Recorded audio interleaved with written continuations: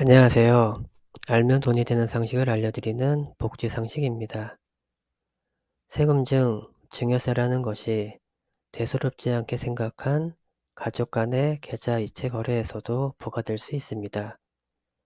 자칫하면 증여가 아님에도 불구하고 증여세를 내야 하는 억울한 상황이 발생할 수도 있는 것입니다.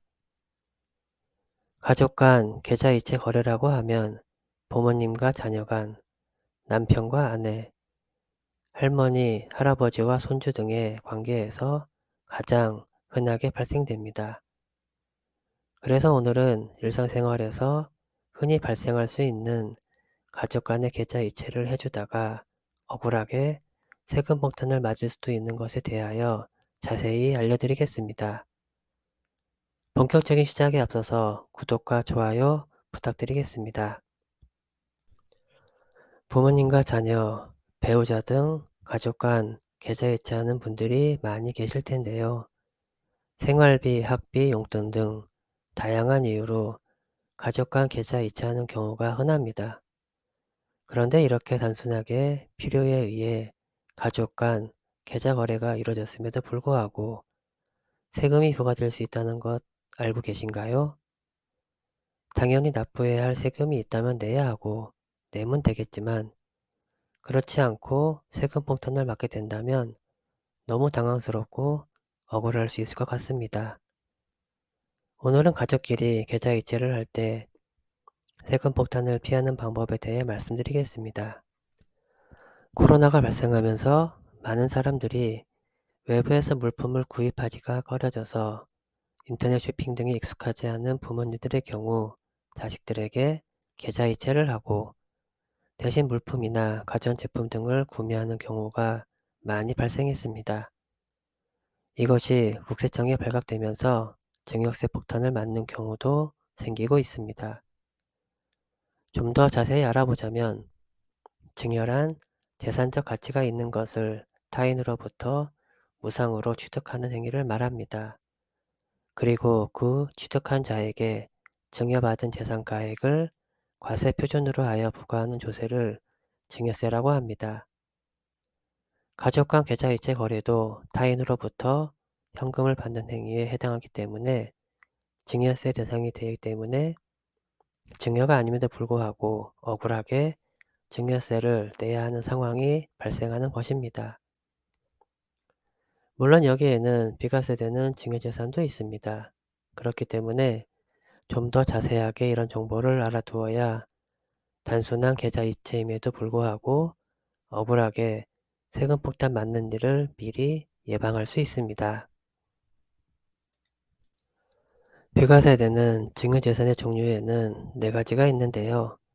사회통념상 인정되는 치료비, 피부장자의 생활비, 교육비, 축하금, 부의금, 홈수용품 등의 비용, 장애인 등을 보험금 수령으로 하는 보험으로서 연간 4천만 원 한도의 보험금, 장애인을 위한 신탁업자에 신탁하면서 증여한 5억 원 이내의 금액, 국가유공자와 의사자의 유족이 증여받은 성금 및 물품 등 재산의 가액 등이 있습니다. 또한 가족 간 증여를 받는다고 해서 무조건 증여세가 과세되는 것은 아닙니다. 가족 간 증여가 발생해도 일정 금액까지는 증여세를 내지 않아도 되도록 공제해주는 증여재산 공제라는 것이 있습니다. 가족 간 증여 공제액은 누구에게로부터 증여받은 것에 따라서 공제액이 달라집니다.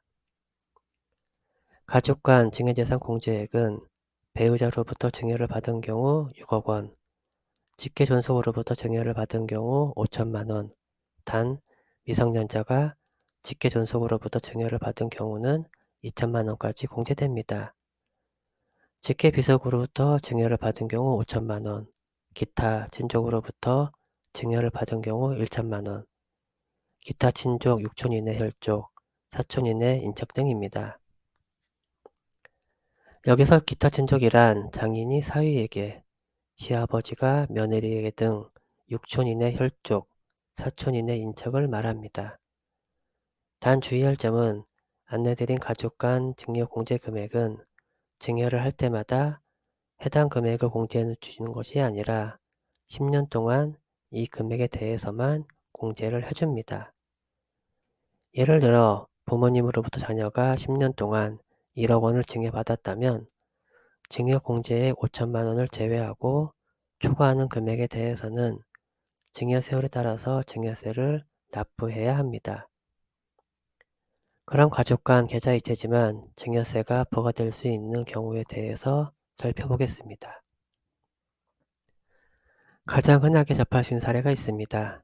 부모님과 부모님이 연세가 많으시거나 몸이 불편하셔서 필요한 물품을 본인 스스로 구입하기가 어려우실 때가 있는데, 그럴 땐 필요한 것이 무엇인지 자녀가 부모님 대신 물품을 구입하고 계좌로 부모님으로부터 물품에 대한 비용을 받을 때가 있습니다. 예를 들면 냉장고, 세탁기, 에어컨 등 가전제품을 부모님을 대신해서 인터넷으로 구입하거나 매장에서 구입해서 보내드리는 경우입니다. 이렇게 발생한 가족 간 계좌이체도 증여로 잡혀 세금이 부과될 수 있습니다. 가족 간 계좌이체는 증여로 추정되기 때문인데, 부모님께 돈을 입금받고 그 돈으로 물품을 구매한 것이지만 정확하게 증여가 아니라는 증거를 제출하지 않으면 증여한 것으로 간주하여 증여세가 과세될 수 있습니다. 즉, 납세자가 증여가 아니라는 증거를 국세청에 제출하여 증빙하지 않으면 전부 증여세로 낼 수 있습니다. 배우자 간 계좌이체 거래도 알아보겠습니다. 남편과 아내는 다른 가족들보다도 더 자주 계좌이체를 할 수 있습니다. 예를 들어 맞벌이 가정이 아닌 외벌이 가정은 생활비 명목으로 매월 지속적으로 계좌이체를 할 수 있습니다.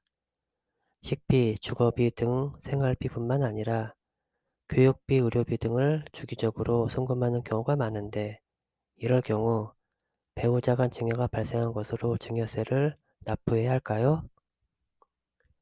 배우자 간 발생한 계좌이체 내역이 증여세 과세 대상인지 아닌지는 납세자가 아닌 관세관청이 입증해야 합니다. 즉, 배우자 간 계좌이체 사실만으로는 증여로 추정할 수 없고, 증여가 있었다는 사실을 밝힐 수 있는 객관적인 증빙 자료를 국세청에서 먼저 입증해야 과세할 수 있습니다. 사실상 계좌 내역을 일일이 다 확인하여 조사하는 것이 어렵기 때문에 국세청에서 객관적 자료를 입증할 수 있는 경우를 제외하곤 배우자 간 계좌이체는 증여세를 징수하지 않는다고 합니다. 이러한 계좌이체 내역 조사는 부모님께 재산을 물려받을 때 등 상속세 세무조사를 할 때 10년 동안의 계좌이체 내역을 조사하게 됩니다. 사실상 10년간 모든 계좌이체 내역에 대한 세무조사를 받게 되는 것인데, 10년 동안 발생한 계좌이체 내역 중 가족 간 계좌이체가 있다면 해당 내역이 증여가 아니라는 증빙 자료를 제출하지 않으면 증여받은 것으로 추정하여 상속세가 과세됩니다. 즉, 증거 자료를 제출하지 못하면 증여받은 게 아님에도 불구하고 억울하지만 세금을 내야 되는 것입니다. 이럴 경우를 대비하여 우리가 평소에 가족 간 계좌이체를 할 때 반드시 기억해야 할 것이 있습니다. 그건 바로 늘 습관처럼 이체 내용을 남겨놓는 것입니다. 차량 구매 비용, 가전제품 구매, 생활비 등 어떤 명목으로 계좌이체가 이루어진 것인지 몇 년이 지나도 통장 내역으로 명확하게 확인할 수 있도록 증빙할 수 있도록 명확한 꼬리표를 남기는 것이라고 생각하면 됩니다. 이렇게 명확한 메모를 이체 내용에 남겨놓아도 실제로 그 돈을 받고 부모님을 대신하여 가전제품을 구입했는지, 차량을 구입했는지 등 실제로 지출이 발생했는지 여부도 신용카드 내역 등 객관적인 자료로 증빙할 수 있어야 합니다. 계좌 이체 거래 시 평소에 이체 내역에 메모를 남기는 습관을 갖고 계신 분들도 많이 계실 텐데요. 지금 당장은 아니더라도 몇 년 뒤 이체 내역을 확인해야 할 때가 생길 수 있으니 번거롭더라도 꼭 이체 내역에 메모를 남겨주시면 좋을 것 같습니다. 여러 가지 환경들이 많이 바뀌다 보니 빈번한 계좌 이체가 일어날 수 있습니다. 그렇기 때문에 앞으로 계좌 이체가 발생한다면 반드시 기억 혹은 메모를 해두었다가 국세청으로부터 오신받는 일 생기지 않도록 확인하시기 바랍니다. 오늘 영상은 여기까지 설명드리겠습니다. 좋아요와 구독 부탁드리겠습니다. 감사합니다.